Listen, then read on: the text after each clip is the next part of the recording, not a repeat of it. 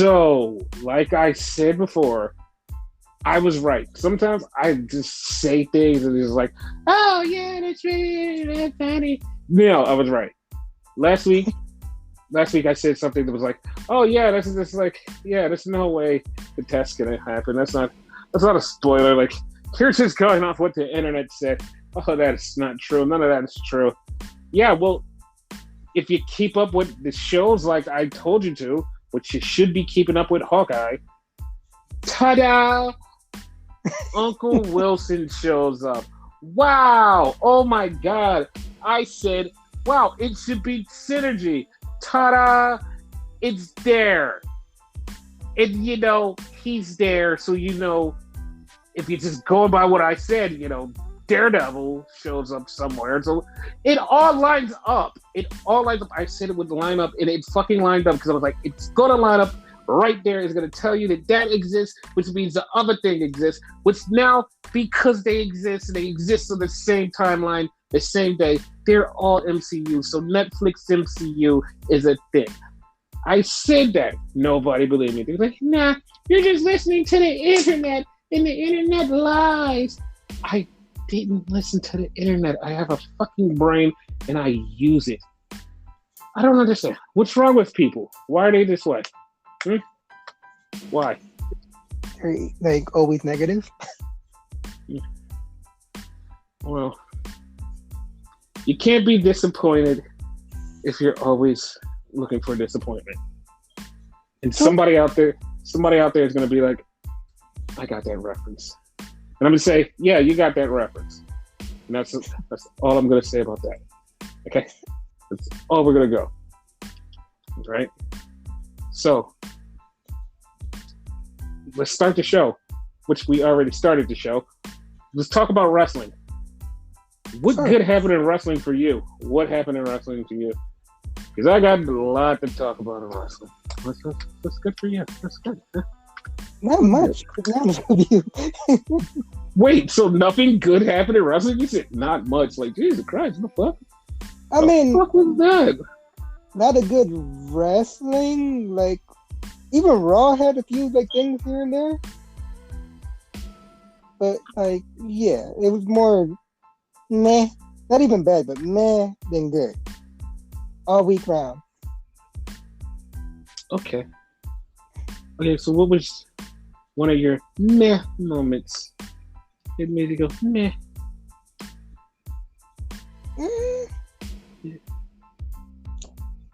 The Bobby Lashley thing, in a sense. Okay. Since we're just going to go right to Raw, why did the Bobby Lashley thing take you there? What's so bad about Bobby Lashley? No, he's great. I'm glad. The ending to it was good. It was just the way they got there. Okay, but this was your thing. You made this thing possible. You said. Oh no, I said Bob Lashley should be added to this, and that's what happened. Yeah. And we're going to explain to you all how it happened. How, to why, to when, to where. It was on Monday, so that was the win. The rest of the stuff, we're going to explain it all. We're going to explain why it happened. And you didn't say who. No, they should know who happened. Yes. So, beginning of the show, Bob Lashley comes out and talks his shit and say, hey, I beat the shit out of all of them. I should be in the title match. Seth comes out and says, nah, fuck you. You shouldn't be in it. And Kevin is like, I agree with him. Fuck you. So then Big E goes, you know what? I don't even give a fuck. I'll beat everybody's ass. I don't give a fuck. Let's go. I'm down. And they're like, you shouldn't be down. He's like, nah, I'm down. I don't give a fuck. So then Pierce and Sonya come out and say, hey, you know what? Bobby will be added to that if he can beat all four of you tonight. They're like, what the fuck? What do you mean? What do you mean? What do you mean all four of us? Yeah. You gotta beat all four of you tonight. 3, whatever. Okay. It's not that many people. You're like, yeah, 3 people. Whatever. Like, yeah, whatever. Who cares? So that was a thing. They set that up. So then we get Riddle and Orton. They're setting up for that match because it's gonna be Riddle versus the destructive man baby. Yes, the destructive man baby, which is Otis. He looks like a man baby now. This man child has came back and he's like, I'm gonna beat the shit out of this guy. He actually wins. He actually wins. That's the funny part. He wins. And then Orton RKO's Chad Gable. It was like, oh, okay. Yeah, it was like, okay, well, that was a thing. So that happened. So that set up stuff for them two to have a title match whenever they get a title match. So then we just go to a redo of a match last week that didn't have a real finish. Doudrop versus Bianca Belair. It's like, okay, this is a rematch. Rematch is happening. All right, cool. Bianca gets the win. This is the part that fucks me up, and it fucked me up hard. So Bianca gets the win. 1, 2, 3. Bianca's walking up the ramp, and all of a sudden she gets attacked by Doudrop. I'm like, no, and I know you people are like, oh, she came and hit her from the face. No, she came from behind her and attacked her. Which I was like, what the fuck? Like, how is that possible? She was laying in a ring. She was legit laying in a ring. How the fuck did that happen? She has teleportation powers now. I believe it. Because she was left laying in a ring. Bianca dances her way up the ramp, looking at her, looking at the crowd, smiling. All of a sudden, she gets attacked by Doudrop. It's like, what the fuck just happened? And Doudrop's like, this isn't over. What? I kind of see it's not, but I don't know why. What the fuck? Like, all jokes aside, like, I actually thought it was like a Doudrop twin or something. Like, there's two of them. Yeah, that fucked me up too. I was like, what the fuck is happening? What the fuck happened? It was so confused. It was so fucking confused. So then we get the $3 million man, Kevin Owens. Yeah, no, you were like, why is he the $3 million man? He re-signed with WWE for about $3 million. So congrats to Kevin. He'll be here for a couple of years. Good on him. He did it for his family. Yeah, he did. He did this whole dude from Fast and the Furious. I did it for my family.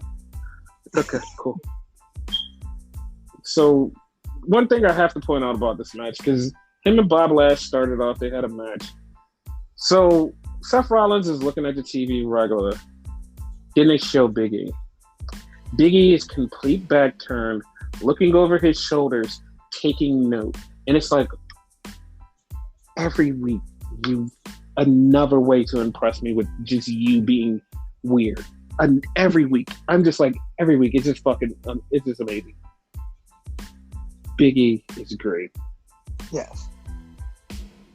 So, yeah, then Bob Lash goes to put the Hurt Lock into Kevin Owens. Kevin Owens like, I tap. He didn't even lock it all the way in. And Kevin Owens like, I tap. And some dumb people was like, why would he do that?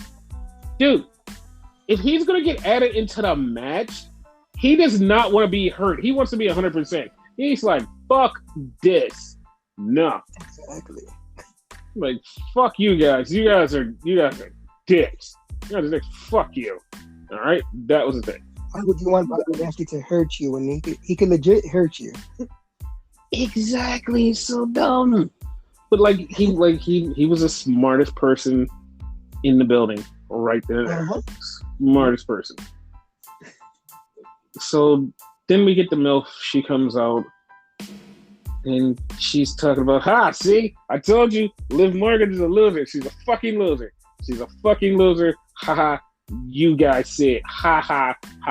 I told you. Then Liv comes out and was like, dog, you beat me by cheating. Like, what the fuck you mean?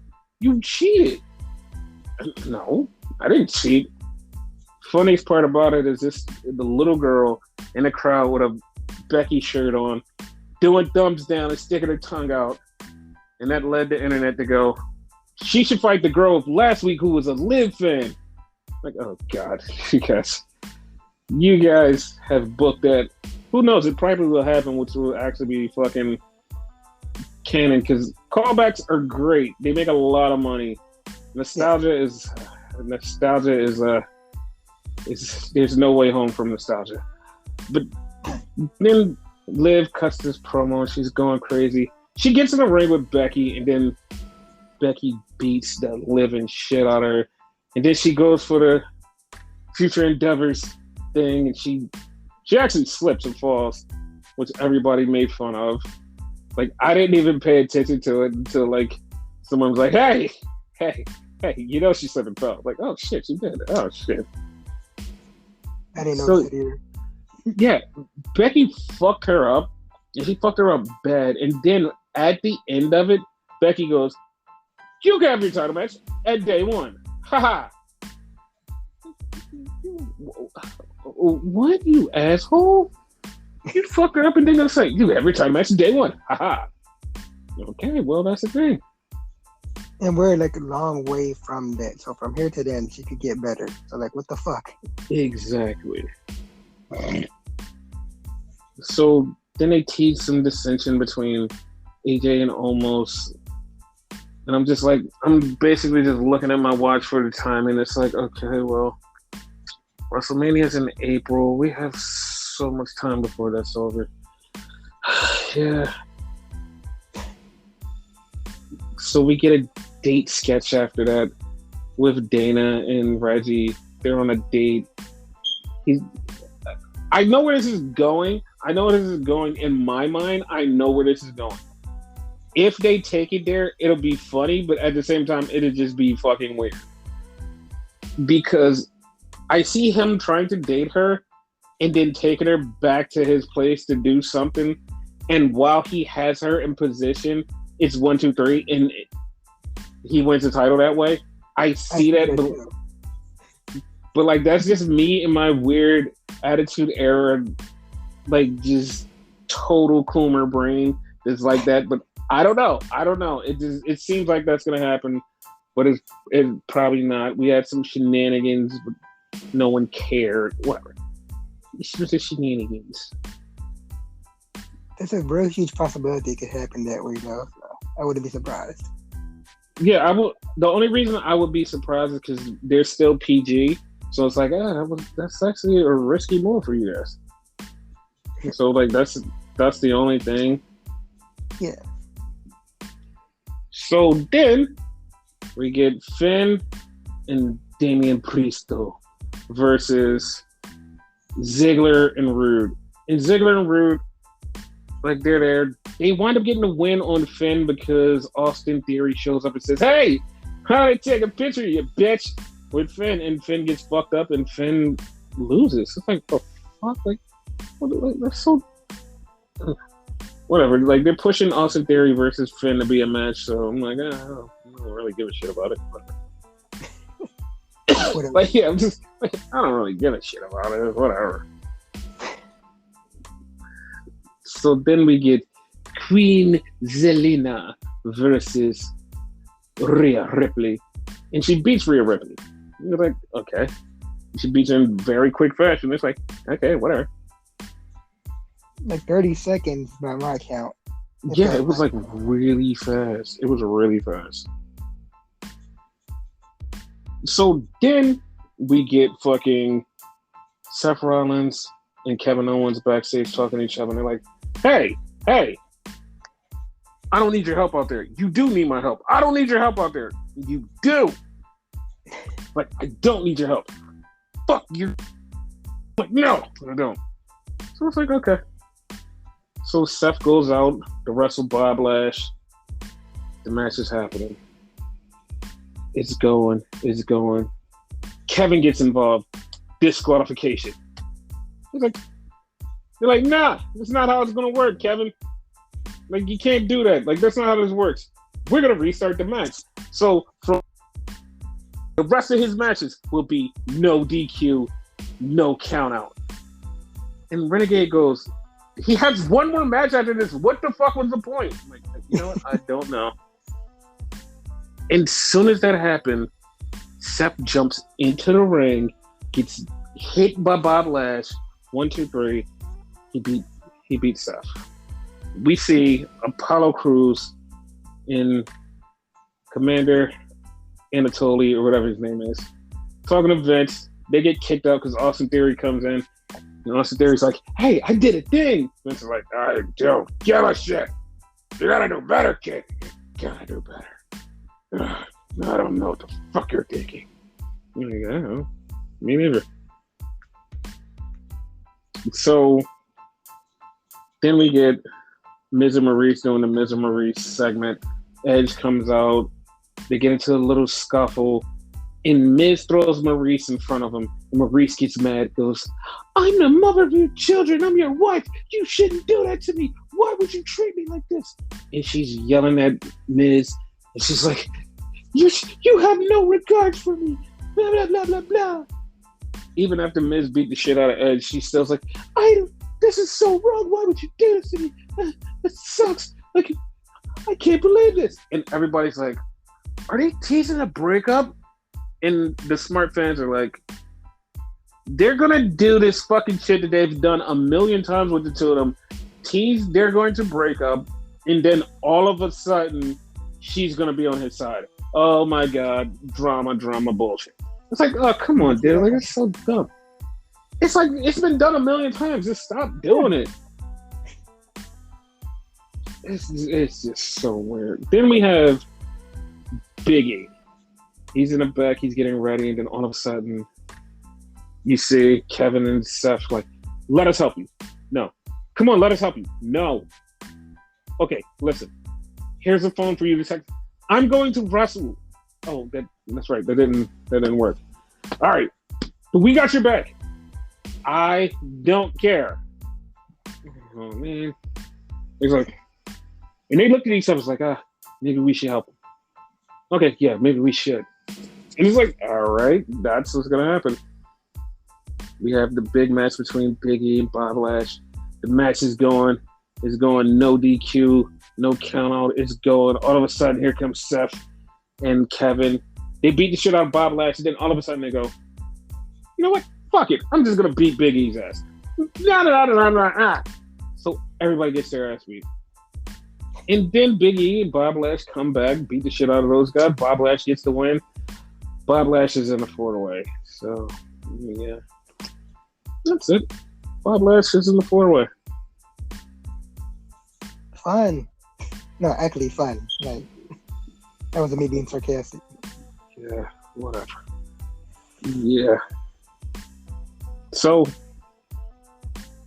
Ring of Honor had their last show this week. And it's not we're not doing a whole lot of coverage of like, oh my God, this happened. Oh my God, this happened. Oh, this happened. Because we don't cover Ring of Honor like every week. Because like there's no Ring of Honor to cover every week. And also it's Ring of Honor in-game, quote unquote. Yeah. So there was a few things we had. I wanted to say that Shane Taylor and Kenny King had such a fucking amazing match. They fucking tried to kill each other. Like, they had a great match. It was so awesome. And then, like, one thing that I didn't respect Ring of Honor for was after the match, all of the African-American wrestlers came down and they basically initiated Kenny King into Shane Taylor Promotions. And everybody was standing there. It was a moment where, like, they all just stood there with their fists up. I know some dumb people are like, no, they're just doing the nation thing. It's so weird. Every black person is not the nation. Please stop. Please stop. Just please. Don't do that. Just please stop. So then they cut that whole entire experience off for black people, me included, which I am black. It's just like, what the fuck? Like, that was an awesome moment. Why would you cut that off for CM Punk? I was like, okay, that was really fucking... I didn't like that at all. So then we had the Foundation versus Brody King and his group. And after the match, Brody King and his group won. which had Rocky Romero, which was like a total. Everything they did was a total callback throughout Ring of Honor history. Everybody was doing like old Ring of Honor moves. It was pretty awesome. It was really cool. So, yeah. So at the end, fucking EC3 starts talking about, yeah, you shape your own narrative. We need to run our own company. Blah blah blah blah blah. He's doing all of this like super bullshit, and you're like, oh, he's gonna start a company. Nope, he's not gonna start a company. He's just being weird, and then all of a sudden, here comes Braun Strowman, which was reported earlier, probably the 3-4 times. Braun Strowman just wants to go back to WWE. He doesn't want to do any indies or like a Ring of Honor or something. He would never. Well, he showed the fuck up. I'm pretty surprised that person was wrong with everything that they said, but that's unusual. I'm not gonna surprise at all. Yeah, like the whole. Like, this whole EC3 thing, like, I don't know where it's going to go. It'll probably wind up in Impact. It could wind up in AEW, but it would probably wind up in Impact. And it's one of those things where it's like, I don't really give a shit about it. Like, nothing about it, like, stands out. It's like, oh, it's cool. They're actually controlling their narratives. No, I don't really give a shit about it. I'm sorry. I'm that guy that I don't give a shit about it. Don't care. So since I don't give a shit about it, yeah. We're going to move on. So Roxy, who is the ROH Women's Champion, defended her title against Willow Nightingale, which is it was a good match. And as I'm watching it, I'm looking at Roxy and I'm like, okay, Ring of Honor's done. Roxy is 19 years old. Well, 19, 20. I think she just turned 20. She might be 20. I've seen her before in Booker T's promotion, and it was like, oh, she's all right. She's all right.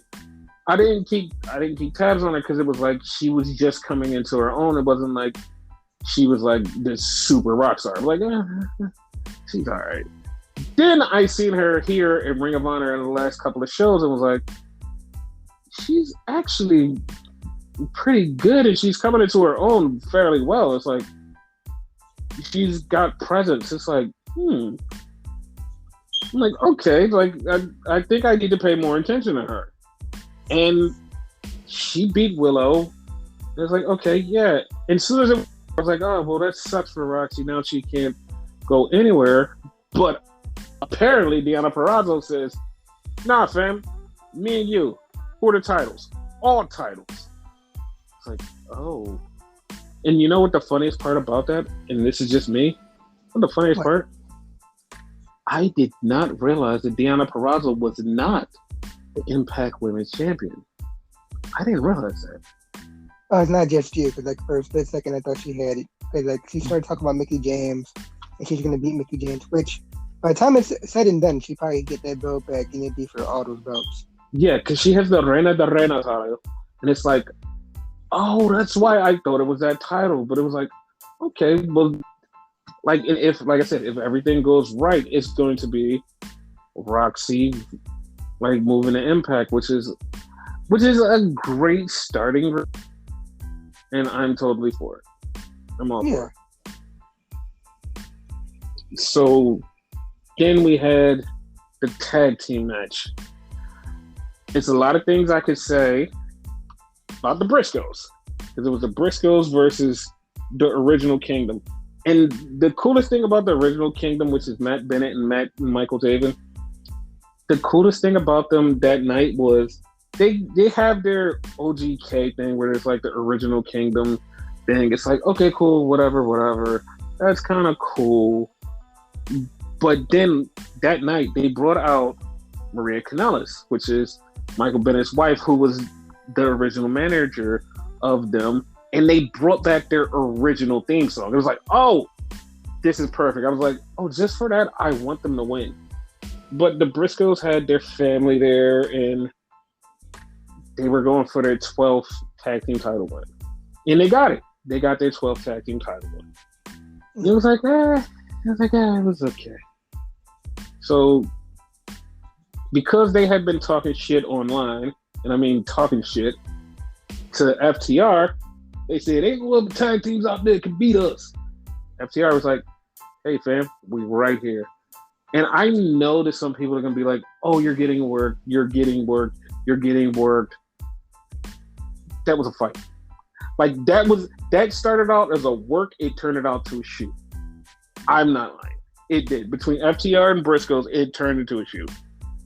I'm sorry. No, they 100% fucked each other up. So yeah, it was like, what the fuck? Like, because it was at one point that Dax just, like, his face changed. Like, his face changed from, like, oh, yeah, haha, I'm having fun beating these people up.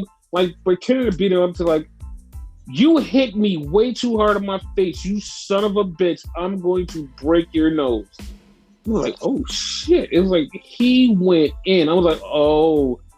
And as he was going in, you can hear, like, the Briscoes, like, getting madder and madder.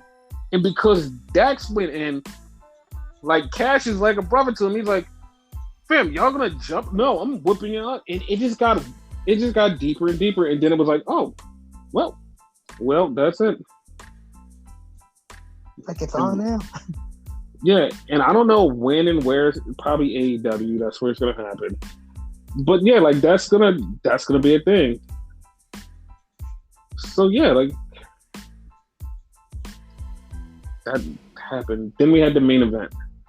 So despite how some feel, kind of me included, about Jay Lethal and his misdealings, fam, like him and Jonathan Gresham, amazing fucking match. Yeah, I fucking loved it. And crazy. Yeah, as far as right now, the person who said they would love to stay in Ring of Honor stayed in Ring of Honor. It was fucking Jonathan Gresham won the Ring of Honor world title. It's like, yeah, that was perfect. That was perfect. He deserves it, though. He fucking deserves it. Even more perfect, though, they gave him the original belt since it's quote unquote over. So, yeah, that to me was beautiful as shit. Yeah, it was super dope. I loved it. Yeah, like I loved it a lot. It was so awesome. Like his wife was there. For those that don't know, his wife is Jordan Grace. Mm-hmm. And great moment for him. Yep, it was a great moment. Congratulations to him. Yeah, so I loved that. So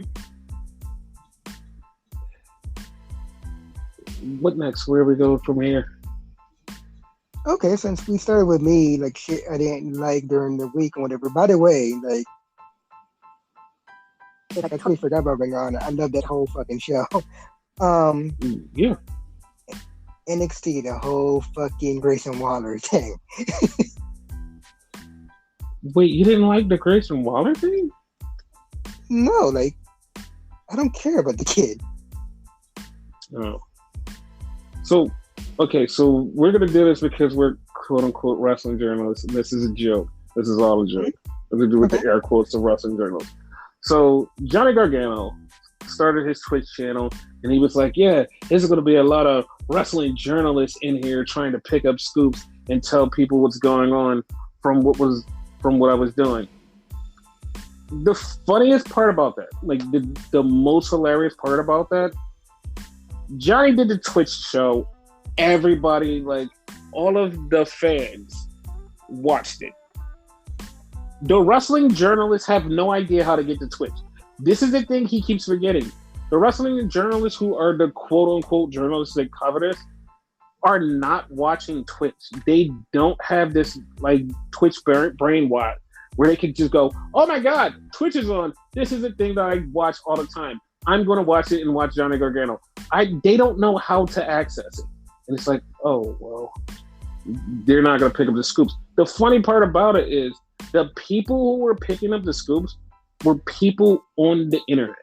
Like just the internet Zoomers that are like, yo, I'm watching Twitch. I know what Twitch is. Oh, Johnny said this. Johnny said that. Johnny said that. They're clipping out clips and posting them. So when the journalists pick this shit up, they're like, "Oh, I got this from somebody who clipped this out of context and posted it." And it's like, okay, well, like I always say, if you clip out of context, you're not going to get the full story. There were no real big full stories out there. Like 100%, there was no big full stories of Johnny. The only thing Johnny ever said was, "You chant Johnny Wrestling loud enough, I'll show up." Somebody made a joke. It's like, so if I chant that at my birthday party, you'll show up. It was really fun. But like I said, I don't know what his future holds, but I'm pretty sure it's not going to be WWE no time soon. Like, I'm pretty sure that's it. Yeah. He kind of like left the door open, but at the same time, like, I don't see him going back there either. Yes. Not anytime soon, like you said. Yeah.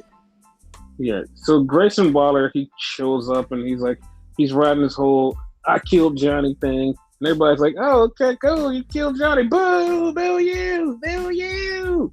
There was a bunch of people outside. I don't know why. And it's like, okay, why are they doing this? This is weird. And he's playing up this whole thing like he's the new badass, but he's like really weird. It's like, it's not going to work for me. Like, you have to put in some more time to make me feel like a little bit of something. Exactly. So, like, the fans being out there was like really fucking random to me. Like, yeah. So they started off with the fucking battle royal, no holds barred between Duke Hudson and Cameron Grimes. Anything goes. Yada yada yada. Who cares? Cameron Grimes gets the win, and then he shows Duke Hudson's bald head. How do you feel about that? Was that good for you? Did it work? I was curious. Like, bald look works for him. Like, it's not pointy and shit. It's not a cone head, so Yeah. I don't care. I honestly don't care. Yeah, I don't care. So then we had an interview with friend of the show, Cora Jade, and Dakota Kai. Now, I'm really just impressed how nobody realizes that Dakota Kai has like this split personality. She has this Green Goblin type thing in her head where she hears these voices and somebody's in there talking to her, but she's not sure that she's doing this. She has like this, like, somebody's in there talking to her, but nobody pointed this out. No one's like, she has like a tick or something. Like, somebody's talking to her in her head. Like, somebody's making her do these things. Like, no, nobody cares. Like, fuck NXT. That's a lot of people's mentality. Like, fuck NXT. Okay. Once in the blue, like, she'll say something and like answer that question. Yeah, she's totally got somebody in her head. Like, yeah, total Green Goblin. So then we get Grayson Waller walking around backstage like, "I'm so cool." Everybody's like avoiding him like the plague, and it's like, well, of course that's actually wrong because everybody went outside during COVID, which was actual plague. So no one avoids the plague. So we can never say that again. When you say they're avoiding somebody like the plague, it is wrong because everybody ran the COVID. So he's avoiding him like someone who owes him money. That's what he's doing. That's what's happening. Because we'll never use that analogy again because that analogy is dead ass wrong. So speaking of COVID, Beer Money 2.0 teams up with the TikTok Toxic Tag Team, and they decide, we're going to go where it's a bunch of people with no mask. Fuck this. Let's COVID ourselves. It's like, dude, why? Why do you always do this? Nah, fuck this. We're getting COVID, baby. And they just go they go to the most weirdest concerts where there's just like no mask. And it's just like, yeah. And I know somebody out there is like, I don't wear a mask. It's fine. I don't care. You do whatever you want to do. But it's like, they're just going out there to get COVID. They're like, yo, we need it at this point. Like, I had it one time and it was dope. That shit was dope. That's what Casey is saying. That shit was dope. I need that again. That was dope. Like, dog, what? Shit. Okay. So then we get Grayson Waller in the ring and he's talking all this shit like, yeah, I killed Johnny Gargano. He's on Twitch now. Ha ha. You guys suck. Ha. You can eat shit. You too, Vic. You lost your best friend. He's dead to you. Ha ha. You suck. Ha. It's like, duck. Shut the fuck up. No one cares. I didn't even know they were friends. Like that. Oh no, they're like they're real friends. Like they're friends. Wow. Like he's like one of his many friends. The funny part is like Johnny has like a lot of friends, and it's just weird. And I know people are like, "What? People have friends?" No. The reason I say it's weird is because Johnny has friends, and every time he's with a friend, it's like, "This is my best friend. This is my best friend." And it's like, Johnny, you have like a gazillion best friends. And I'm not even joking. Every time he shows up with a new friend that's like really close to him, he's like, this is my best friend. And the funny part is like, it's not bad because they're actually friends. But he's like, this is my best friend. I'm like, Johnny, how? Wait. Well, then who is your real best friend? Yeah, everybody is. There's a big difference between a fucking best friend and just a friend. Yeah, it's like, Jesus, Johnny, like, the fuck? So then we go back and we have Lash Legend, and she's interviewing Jacket Time. And as she interviewing her, Mei Ying walks by who's still woke for some reason, with a pillow and dressed in her pajamas. So it's like, oh, okay. Like yeah, I want to talk about Kushida later, like because I have something to talk about with Kushida. And like to address something somebody said earlier and make it, like just point this real point out. But we're going to talk about that later. Okay. So then we had Amira. What is her name? Is Amira Miller? Something? Yeah, Amira Miller versus Ivy Dial, and Ivy now just continues to go. I will destroy all. I will murder. And Ivy now just started murdering her and just like annihilated her. It's like, oh, okay, Ivy now is a badass. So yeah, like though, she did kind of good though from all the matches I've seen. Yeah, like she's good at what she does. Yeah. So then we get Zion Quinn talking about whatever he's talking about, and then all of a sudden here comes Robert Stone, hey, interview me. And then Von Wagner shows up and says, I'm bad guy, and there's nothing you can do about it.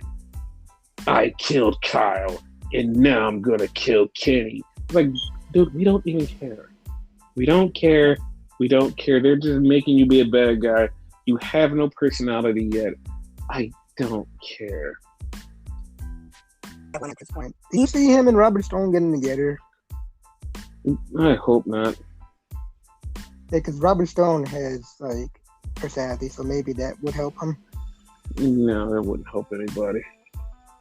So then we have Matt Riddle showing up and says, hey, I got stuff in a case. And they go through the case, and then they pull out the old John Cena US title, the spinner. They pull out a bunch of scooters, and they're like, hey, you can have these scooters. This is your thing now because I can't use them. Okay, cool. Yay. And everybody was like, where's the weed? No weed, just references. Okay, cool. So, okay. All right. Could you get them they actually showed weed? That would be good. So then we get friend of the show, Harland. And for the first time, actually, because this man had to go on the internet and yell about it, West Side Gun. They acknowledged West Side Gun, and they said, he's here. He said, West Side Gun is here to support Harland. It's like, this is the first time you guys have ever acknowledged him, and he's there at every show in WWE. This is the first time. Thank you, Jesus, you actually did something about it. So yeah. Thanks to you too, because you reported on that shit too. So yeah. So our friend of the show, Harland, murdered a guy for no reason. Like, he just murdered this dude for no reason and then just walked out. Now, I know a lot of people have, like, who don't know Harland. He's going to be a big deal. He's going to be a big deal and a big monster. Right now, what he is just like this. You're seeing the very sprinkles of what he could be. Once he gets like everything together, I don't even know if he needs to talk. Once he gets everything together, you have your Brock Lesnar monster. Yeah, because Brock at first they didn't talk. Yeah. So then you had LA Knight show up, and LA Knight's like, "Hey, I'm here, and I'm driving. No one cares. Move on." Then we get friend of the show, Cora Jade. She shows up, and she's like, "I got a match." And Mandy Rose is outside of like, she has on all leather, and all of the groomers filled the internet with their collective DNA samples because she came in all leather. And it's like, okay, well, all right, well, to each his own. All right, whatever. So then they go to the back. I didn't notice when this happened because Harland is leaving and some guy gets thrown down the fucking steps and he just gets murdered. I did not notice this. When they went to the replay, I found out that was Brian Kendricks that got murdered for Harland's sins. It's like, Brian Kendricks is still around. That's good. I think when they announced it, everybody simultaneously said, like, what the fuck? That's him? Yeah. So, Cora Jade wind up beating Dakota Kai. And of course, Dakota Kai got jumped by Raquel Gonzalez right after the match. Because, they're still bleeding for the Dakota Kai Raquel Gonzalez match where one of them leaves the show forever, which is going to be probably Raquel Gonzalez. I'm okay with Dakota Kai leaving. Either way, it's like, both of them can leave. Like, I'm not saying they suck, but, like, they could graduate. Wasn't Dakota Kai originally supposed to graduate a while ago? She was, and then, like, they just moved her back. So then, Cora Jade gets attacked by Mandy Rhodes, and because the Toxic Attraction comes out, and I have to give a shout out to Gigi Dolan because Gigi Dolan has a Jimmy Rave About It shirt, Jimmy Rave approved shirt. And for those of you who don't know, Jimmy Rave unfortunately passed away this week. So rest in peace, Jimmy Rave. Rest in peace. And I know some of you are like, oh, you guys don't know Jimmy Rave. You want us to go there? Do you really want us to go there? Because we could go there because we're going to go there. You know what? Fuck it. We're going there. We knew Jimmy Rave as the scrawny, string bean looking weird kid breaking into wrestling back in NWA Wildside and CZW. And this dude, the coolest thing this dude would ever do was figure out a way to put you in the crippler crossface. And it was the fucking best thing. It's like, oh, this guy is awesome. Yeah. That's how we know Jimmy Rave. And we may not have followed his career from then on through the rest of his years and knew what was going on, but we seen him at the beginning, and that's why we know who Jimmy Rave is. Yeah, so, rest in peace, Jimmy. Yes. So then we get Grayson Waller, and he's backstage, and he's talking to Tiffany Stratton, who is the rich girl. And then Io Shirai curses him out in Japanese, and he's like, yeah, tell me more. I don't know what's going on, but tell me more. He literally said that, and I'm like, you're such a dick. It is not even, like, the fun dick. It's just, like, it's such a dick, because that could have been, like, you could have did so much better, but, like, it's like, just tell you more. Ha ha. Like, dude, you suck. Like, you suck as a character. You suck. So Dakota Kai and Raquel Gonzalez fight in the backyard. Don't know why. Apparently they're gonna have a match next week. I didn't catch if it's some type of stipulation or something, but it's happening next week. It's got to be loser leaves the show. Yeah, it gotta be at this point. So then we get Chase U versus Tony D'Angelo over here. And of course, Tony D'Angelo over here wins Then he calls out Pete Dunne, was like, "Hey, you're trying to get your mouthpiece back. Come get it." And Pete Dunne's like, "Listen, you little shit, I'm gonna kick your ass." And he beats his ass, and then he breaks this thing and gets his mouthpiece back. Someone was like, "Well, you could just go buy a mouthpiece at the dollar store." And it's like, if you have a special $200 custom fitted mouthpiece, wouldn't you want it back? Because it only fits your mouth. Custom fitted for your protection. Don't you want that back? Counterpoint. He hasn't seen that mouthpiece in a minute now, right? So you don't know what the hell the man did with it. Like, he probably like washed his body. Looking off. I don't care. I'm gonna dip it in bleach. That's mine. I paid money for it. Fuck you. Okay, but this man, like, after he fucking like broke that shit and like got it back, he commenced to put it straight in his mouth. So yeah, I'm more like leading to what you said. I would have fucking cleaned that before I put it in my mouth. Yeah, but he's Pete Dunne. He's badass. Can't kick his ass.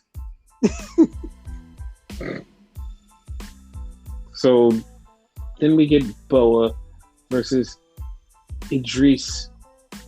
And we're like, all right, this is going to be a cool-ass match. It's going to be a cool-ass match. But, of course, Boa now runs crazy because he has the hand in him.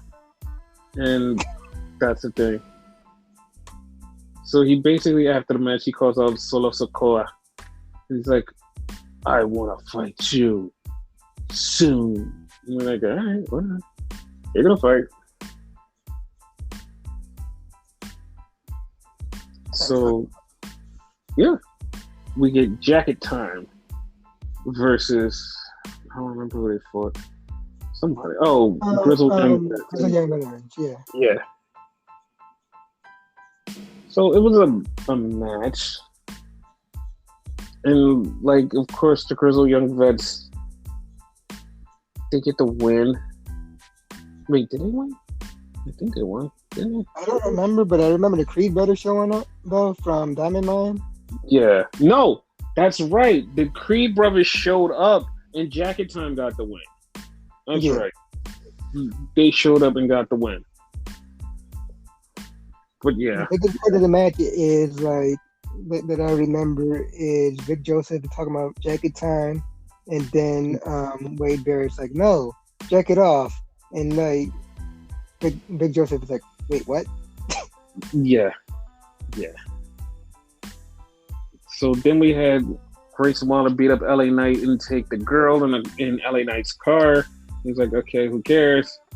Then we have Roderick. Yeah. We have Roderick Strong, and he's getting ready to go out. And Carmelo's like, I got the best championship. You got the secondary title. And he's like, they're looking at each other like, okay. But then Malcolm Bivens goes, "Hey, Trick, there's a drawing of you. Isn't that for you?" And he's like, "What?" And Trick looks over, and it's Dexter Lumis drew a picture, and he wants to fight Trick next week. So that's the thing. All right, that's happening. That is happening. And I'm just like, all right. Like, it's like a lot of things here that's just like, well, it's happening. Well, it's happening. Not angry, but it's like, it's happening. So then we get to the main event, and it's Roderick Strong versus Bron Breakker. Not for the title, but Bron Breakker does pin the champion, Roderick Strong. I actually thought it was for the title at first. No. But this match was actually pretty good, though. Yeah. Like, I liked it a lot.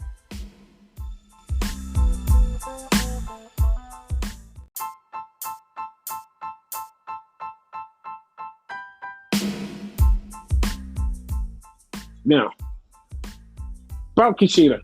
We're going to get into that in a second. So, okay. New Japan had the finals of the Best of the Super Juniors and the Tag League all in one night. Finals. It was a thing. There was a lot of matches that, like, we're leading up to Wrestle Kingdom because that is the next big show, January 4th, 5th. Like, okay, yeah, all of that stuff is leading to these things. It's like, okay, cool, cool, cool. Then we had a tag team match, which was the finals. It was Evil and Yujiro versus Yoshihashi and Goto. It's like, okay, cool, this is a match. And in my wildest dreams, I never thought that Goto or Yoshihashi would win that. So they have now won the tag team tournament, which means they get a tag team title shot at Wrestle Kingdom. And so Yoshihashi is like a really fucking... It's a great story. It's seriously a really great story. Because this guy and Okada both came back from excursion the same exact time. They came back, they're like, okay, cool. They had a match, and Okada decided, I'm going to be the greatest wrestler in the world. Yoshihashi decided to be the greatest failure in the world. It was fucking crazy.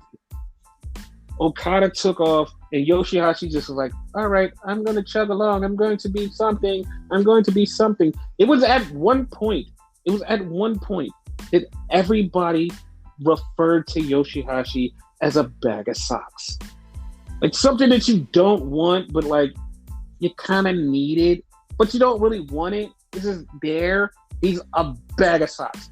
And it's just so like, it's so bad. Like he came back. He got injured. He came back. His big comeback, try to save everybody. He slips and falls, busts his fucking head, and just bleeding all over. And the bad guys have to stop and help him because it's like, Jesus Christ, like this is your big moment and you fuck it up still. It's like the most Yoshihashi thing ever. And he just was failing and failing and failing until the pandemic. And I know somebody's going to be like, oh, it's because no one was there in the pandemic. No, the people who were there were there. The reason he started winning is because he kind of got confidence or something. I don't know what the fuck happened. Him and Goto and Ishii wound up winning the 6-man titles. And from there, it's just been failing upwards for Yoshihashi. And like this, honestly, like I'm being honest, I'm 100% behind him and Goto winning the tag team titles from the Dangerous Tuckers at Wrestle Kingdom. I'm all for it because it's like, this would be like the perfect cherry on top of the Yoshihashi comeback. Like this would be so fucking perfect. It's like, this is great. Like this would be great for him. I'm all for it. So, despite with the AEW fans, yes, I am criticizing AEW fans. Despite what the AEW fans say, so that day there was a big announcement that was already hyped up and everybody was like super hyped for this announcement. Like all of us who actually stay and live in New Japan, we're like, okay, we're waiting for this announcement. Shibata came out, walked in the ring, looked around, everybody's standing there, goes, January 4th, I will wrestle. Thank you. Throws the mic down, walks out. And everybody's like, yeah! And then I'm like, yeah. And then I'm like, wait, you got fully dressed up just to tell us you're going to wrestle January 4th in like 2 seconds? Not even a full like minute conversation, just, I'm going to wrestle January 4th. It just throws the mic down. Like you're fully dressed. Like you're fully dressed in a nice suit. And it's like, Shibata, I thought you were gonna like say more. Like you just said, I'm wrestling. Yes, I'm super excited, but it was like you wasted your time getting dressed for that. And also, you wasted my time for me going, oh my god, he's gonna say this big long speech about something. No, I'm wrestling. Bye. Like it was short to the point, but still, like that was the only complaint. Like you got dressed for that, completely dressed. What? Tweeted about that. Yeah, exactly. And the funny part was because a lot of AEW fans who started New Japan and left, they go, AEW, they go, New Japan is so cold that like Shibata coming back to wrestle January 4th, like it didn't even hit my timeline. Like, yeah, it sucks. Like New Japan sucks. Like, wow. And it's like, dude, I don't fucking know who the fuck you're following, and it's just basically a bunch of AEW fans, like I said, that left New Japan and said, "Oh my God, it's cold." It's cold because the fucking people that you like are not there. That's the reason it's cold, because it's a promotion where the people you like are not there. That's how you fucking feel about it. You're like, oh, I was only here because of Kenny, the Bucks, and Cody. That's the only reason you were there. Now they're in AEW, like, no, this is the best thing in the world. Fuck anything else. And like I said it from day one, I hate the AEW fans just for the fact that they just shit all over New Japan. And I've tried for weeks to go without doing this comparison, but like that tweet fucking pissed me off. Where the person is like, it didn't even hit my timeline, and the other AEW fans are like, yeah, like New Japan is so cold. When I fucking slept through this because I was fucking tired. I slept through this. I didn't even turn it on because I was like, listen, I'm just gonna wake up. I'm gonna get to this because I was really fucking tired. I was doing a lot of things. I'm like, I'll get to it. Before I could get to it, I opened my phone. Everybody, Shibata's back, Shibata's back, Shibata's. Like, oh shit, I didn't even get to see him say it. As soon as I opened my phone, it was just the complete timeline. Like, I couldn't scroll up far enough to get past to go like, all right. I was like, all right, I'm closing the phone. I'm just going to watch the show. I couldn't even get past it because it was so on my timeline. And then the funny part about it was hours later. It was hours later. This stuff was coming up. This wasn't old pre-roll Twitter stuff. Nah, this was fucking new.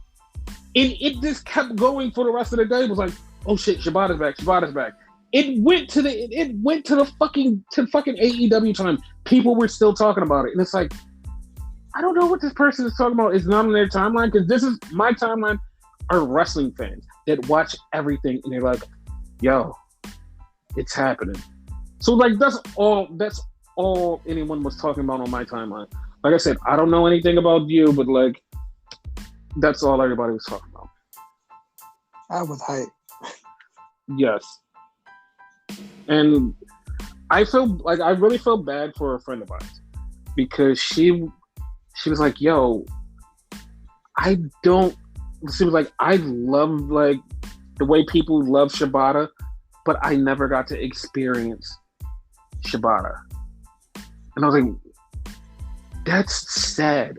Like, that fucking saddens me, because like he is just the fucking greatest. And this person was like, she's like, yeah, I'm happy that he's back, because she's like a super New Japan fan, but she never experienced his run. She never experienced anything he did in New Japan. I'm like, oh God, like that's so sad. Like, he's this fucking monster.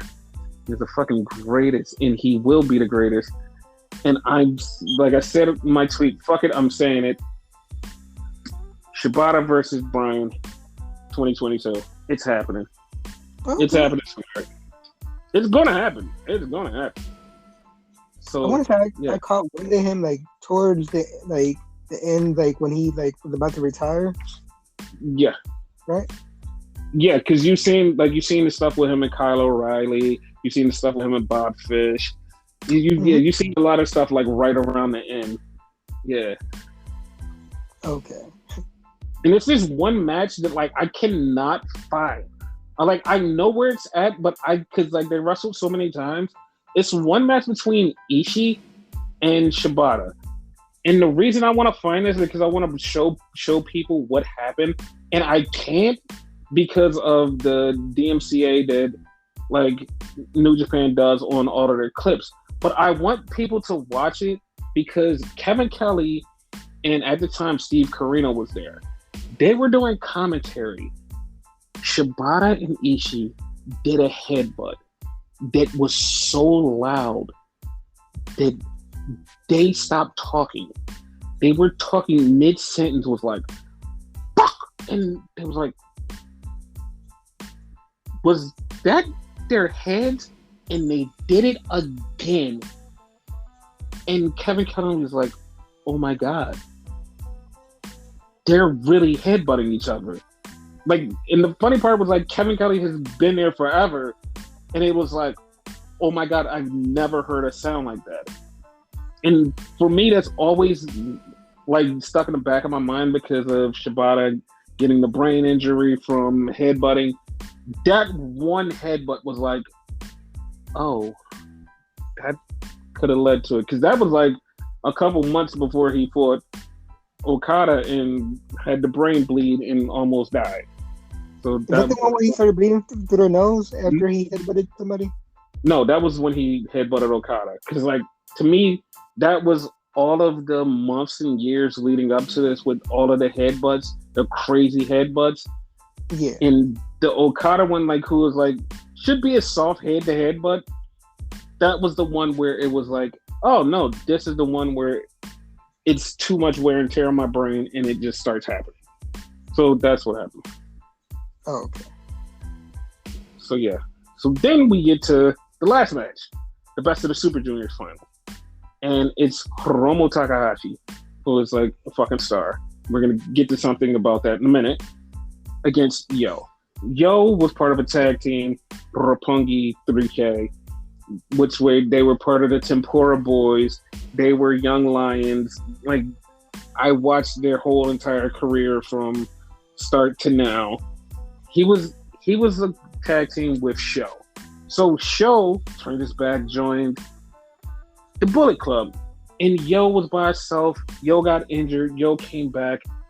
Everybody was like, "Oh, Yo kind of sucks," and like the girls who love Yo was like, "We're still rooting for you, pal." The first couple of matches, Yo lost over and over and over. He lost 4. He came back to win every other one and winded up getting into the finals. And everybody was like, "Oh shit, he's actually good." Because everybody from the whole entire tag team was like, "Oh, Yo's Janetti, like he's gonna be an afterthought." Show turned bad, and everybody was like, "Oh, Yo is now definitely a fucking afterthought."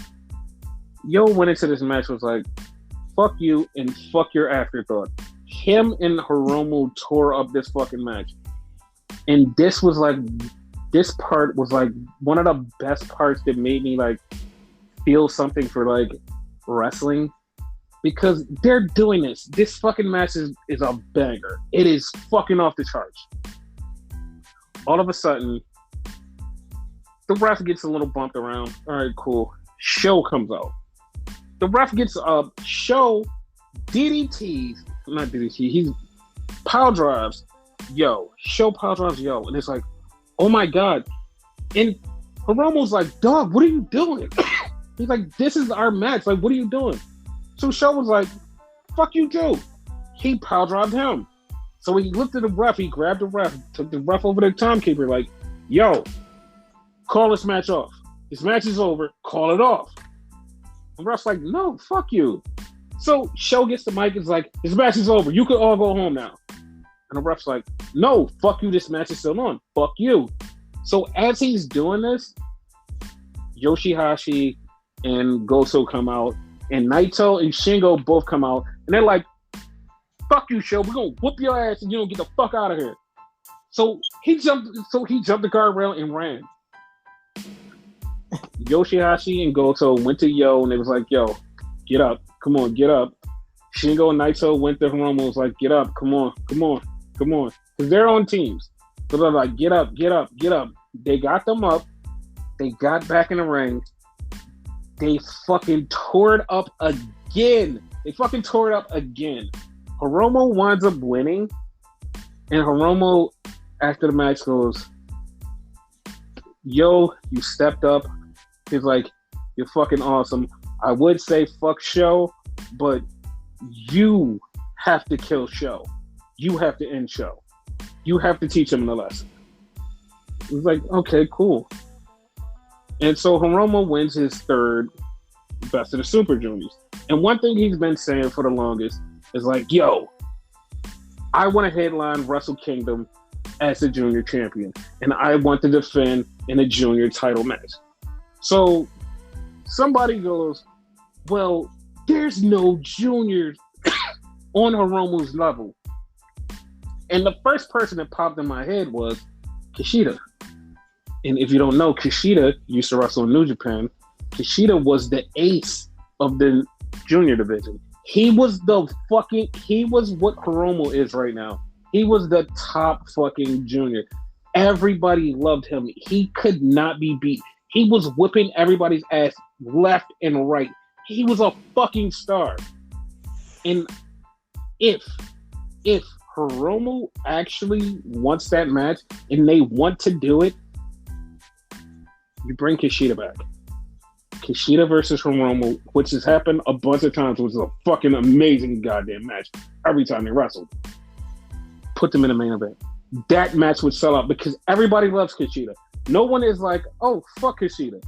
Kushida steps foot in a New Japan ring, everybody's going to cry. Because it's like, oh my God, you're back. We miss you so much. You were the best. Him, Hiromu, they can main event a Wrestle Kingdom. Fucking great.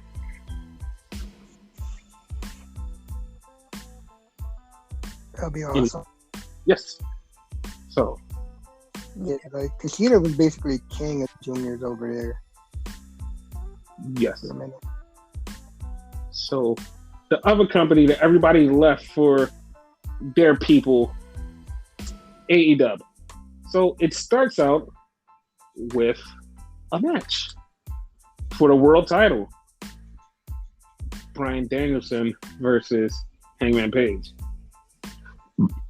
Now, what was your thoughts when you saw this was the first match? Huh? Like, exactly. That was my, exact thoughts. Like, huh? So, when I saw it, I was like, that's kind of weird. And then, as it's going, 15 minutes into it, I picked it up. I'm like, oh, this is going to a fucking draw. And every time they kept saying, oh, this will be the first draw, of this type. And I'm like, no, Brian had that draw.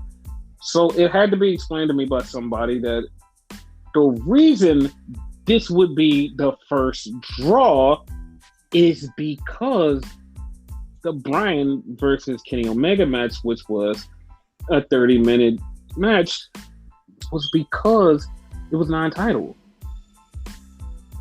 Yeah. This was a title match.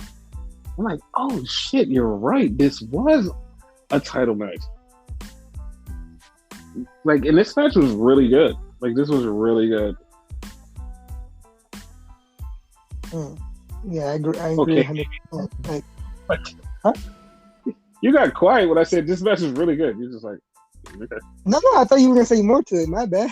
No. But I agree 100%. They went in on each other. For this being Hangman's first defense, because it is his first defense, they're great.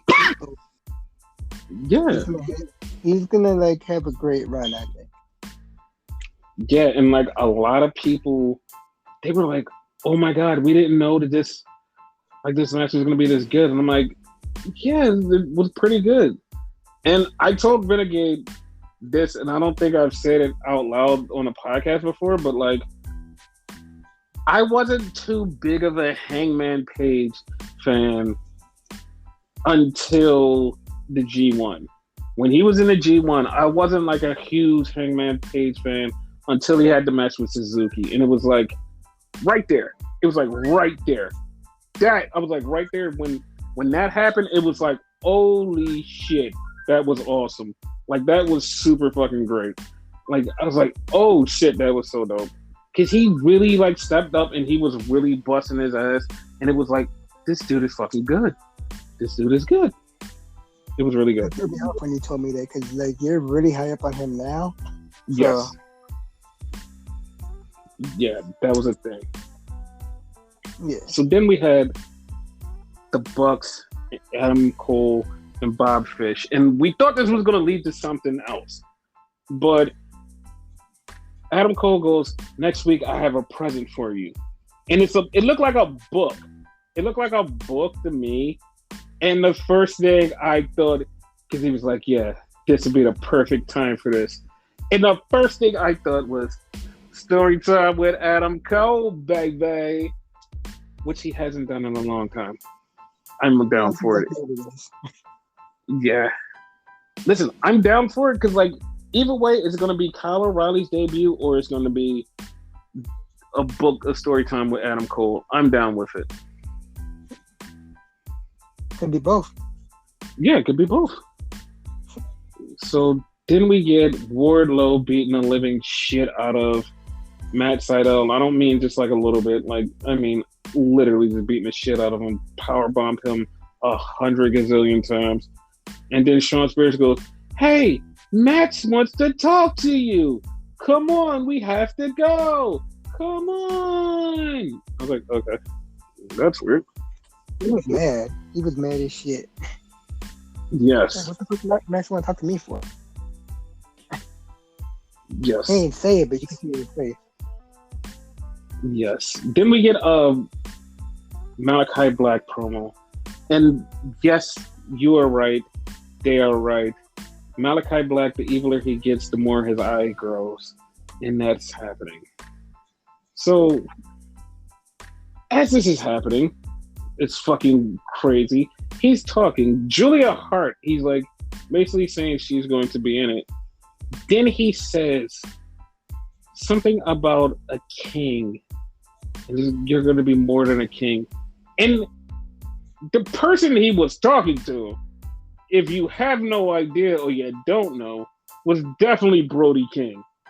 And it's like, okay. Yeah. And then after that, like, people reported was like, yeah, Brody King signed with AEW. And it's like, I mean, yeah. Like, that was like a thing. And the reason that tipped it off was like the King line.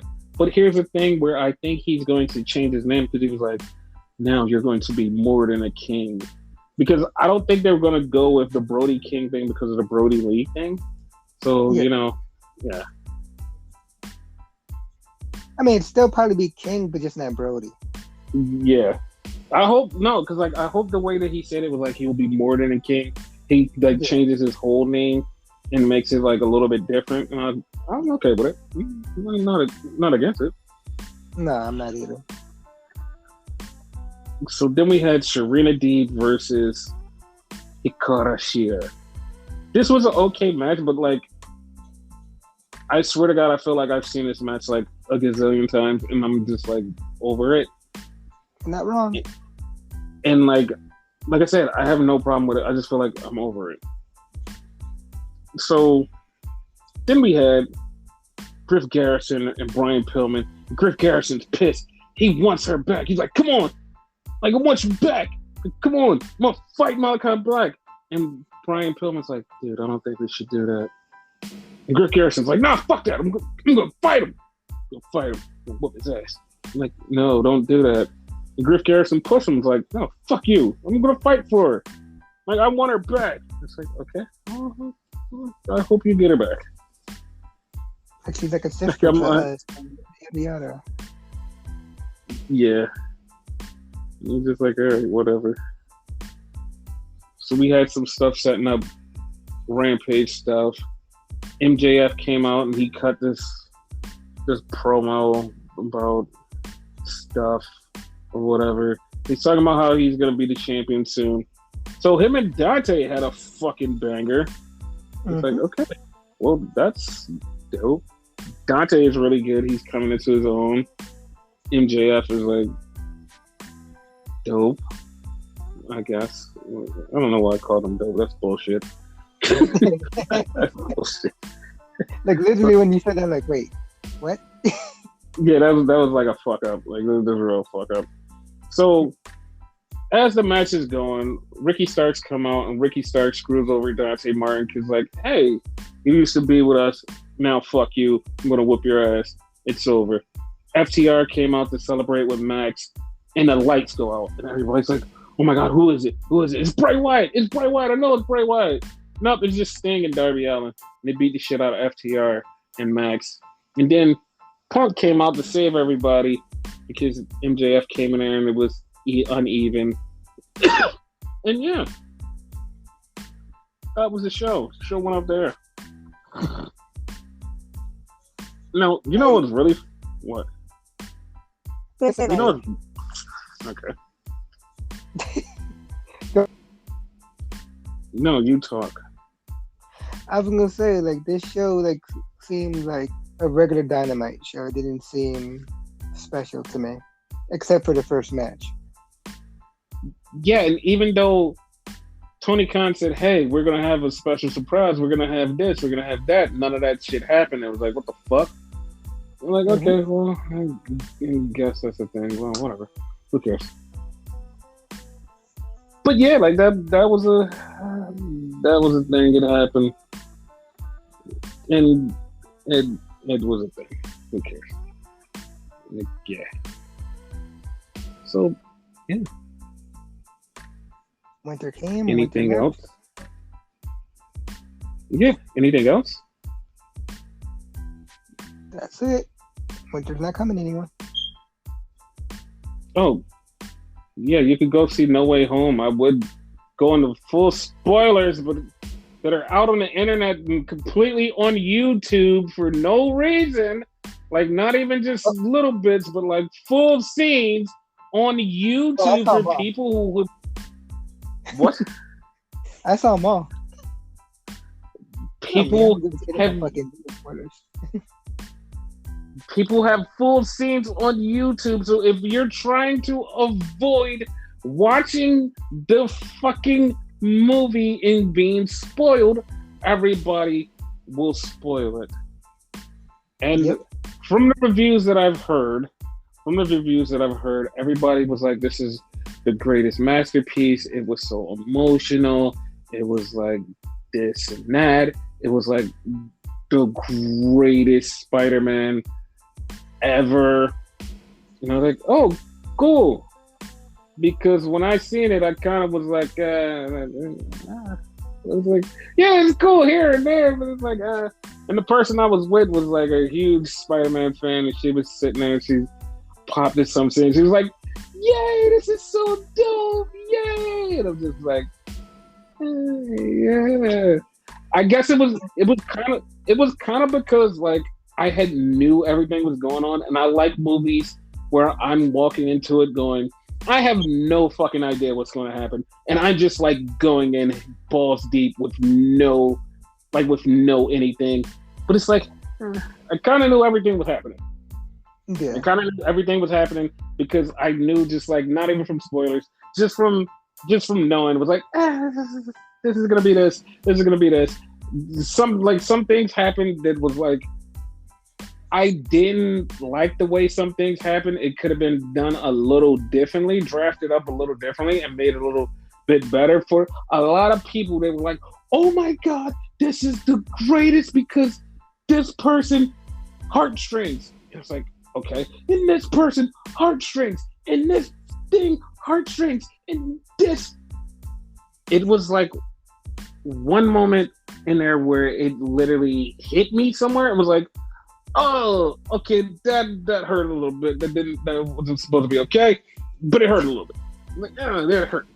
And then everything else was like, well, whatever. I kind of predicted it. The first after credit scenes, chef's kiss, and like a lot of people was like, oh, that didn't make sense to me. That didn't do this and this. Chef's kiss. What the fuck? Listen, chef's kiss on that first after credit scenes. Chef's kiss, and people won't get it until, but chef's kiss. Mwah. The second post credit scene, fuck you, Marvel. Complete and utter fuck you, Marvel. Like, that's all I can say. I will say no more, and I'm ending it at fuck you, Marvel. Never do that again. Do that 10 million times. Do not stop. Please give me more.